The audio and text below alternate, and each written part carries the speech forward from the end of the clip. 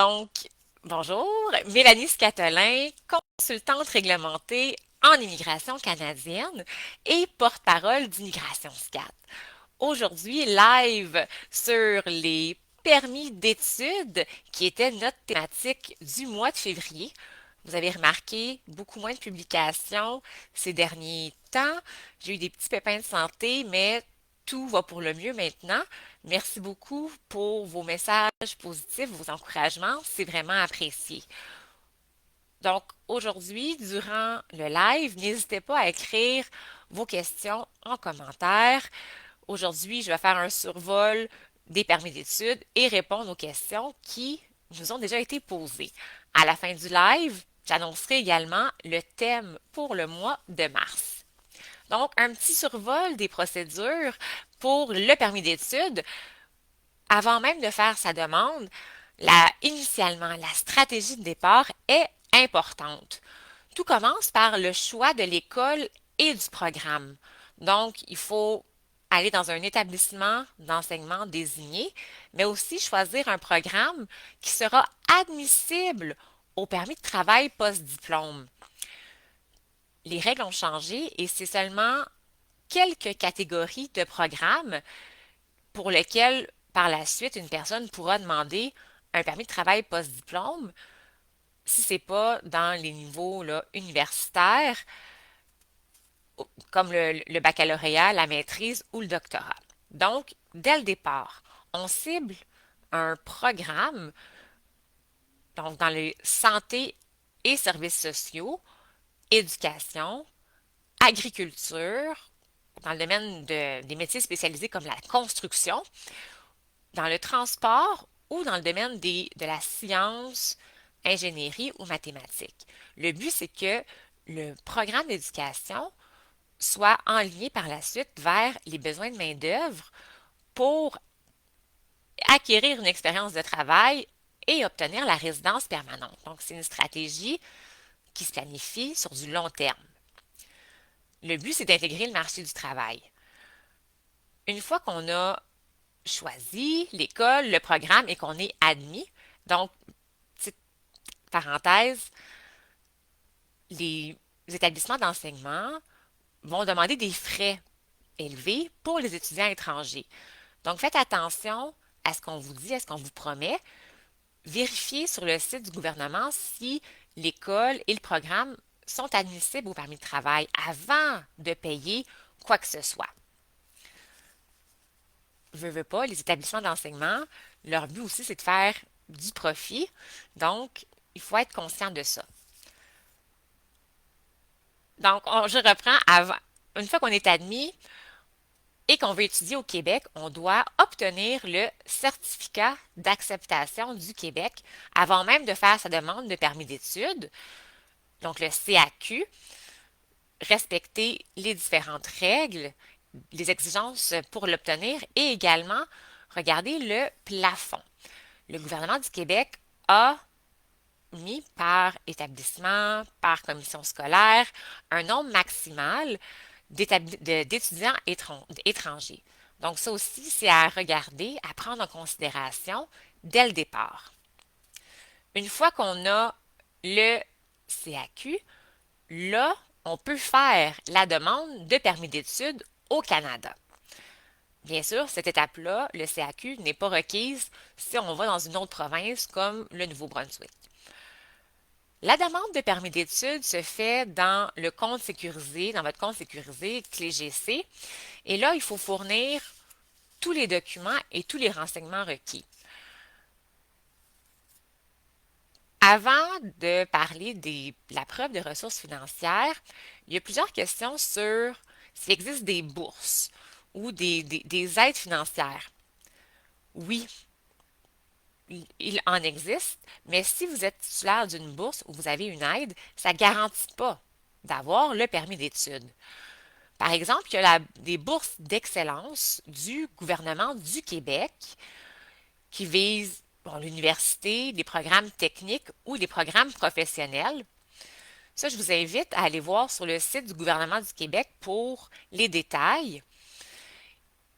Également, le gouvernement du Québec propose l'exemption des frais de scolarité des étudiants étrangers et il y a aussi des bourses qui sont offertes par les établissements mêmes. C'est sûr que ça vise, comme je le mentionnais, une certaine excellence et ça vise seulement certains domaines.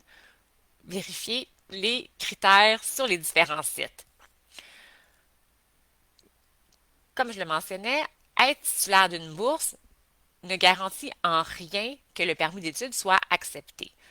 Vous devrez prouver également que vous détenez des ressources financières en plus de la bourse. Les ressources financières doivent couvrir les frais de scolarité et les frais de subsistance pour la première année, en plus des frais de transport. Le but, c'est d'étudier sans travailler, de subvenir à ses besoins sans travailler. Et il faut toujours prouver que le séjour sera temporaire. Si le site du gouvernement suggère minimalement 15 000 pour une personne, ça peut être judicieux d'en prouver un peu plus. Vous devez prouver que vous avez un accès légitime aux, aux ressources financières. Si c'est une autre personne qui vous soutient financièrement, mais là, cette personne-là devra écrire une lettre et le lien entre vous deux, entre les deux personnes, devra être prouvé et c'est ces ressources financières à elles qui devront être suffisantes. Un autre document dont je veux faire mention ici, c'est le plan d'études. C'est important de faire un plan d'études afin de démontrer la cohérence entre ce que vous voulez étudier et votre parcours. Aussi, en quoi l'utilisation du diplôme canadien va être utile dans votre pays après. Toujours dans l'optique de prouver le séjour temporaire. Je le mentionne souvent, c'est un élastique. Donc, vous venez travailler étudier au Canada, mais il y a un élastique qui va vous ramener dans votre pays et c'est dans le plan d'études où il faut démontrer la logique du parcours et comment le diplôme va vous aider dans vos objectifs de carrière dans votre pays d'origine. Aussi, on explique le choix de l'école, le choix du programme et c'est dans ce plan-là aussi qu'on démontre l'intention réelle de revenir, les liens qui vous rattachent dans votre pays, par exemple la famille, vos possessions, des engagements professionnels futurs, toujours dans l'optique de prouver à l'agent que le but du voyage aura une date de fin.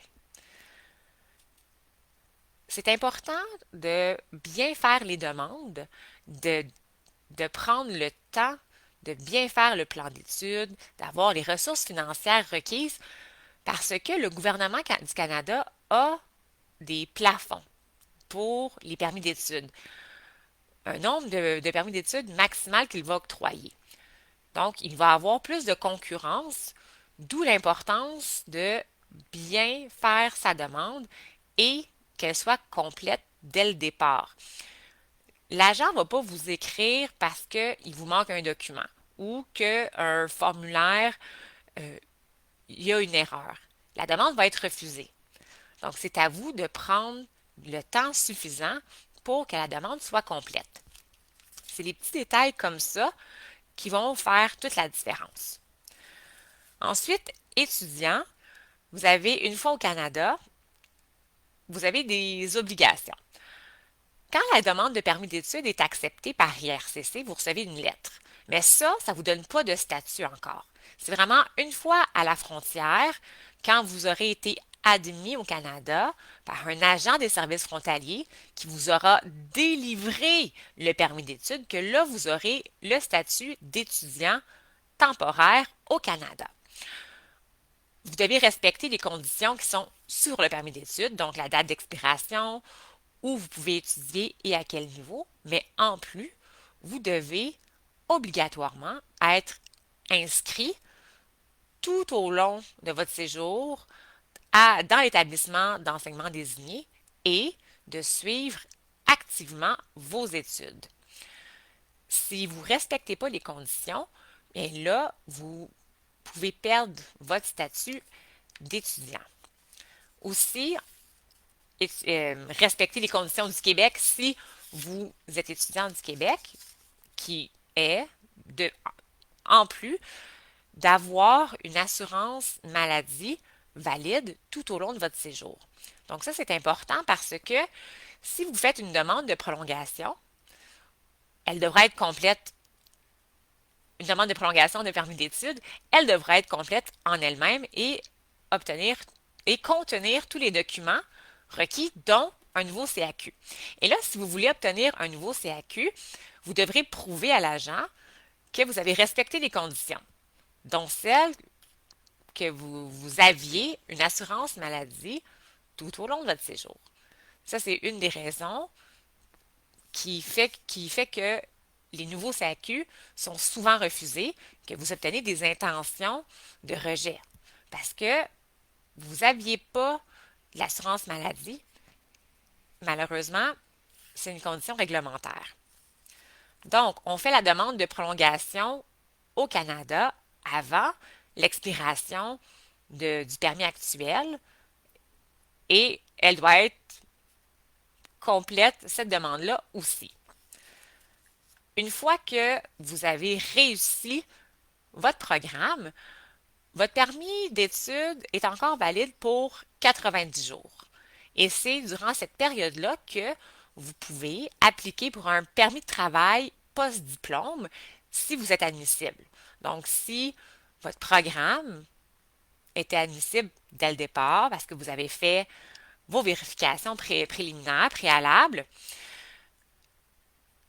et également, vous devez, dans la demande de permis de travail post-diplôme, prouver que vous avez une maîtrise suffisante de la langue française ou anglaise.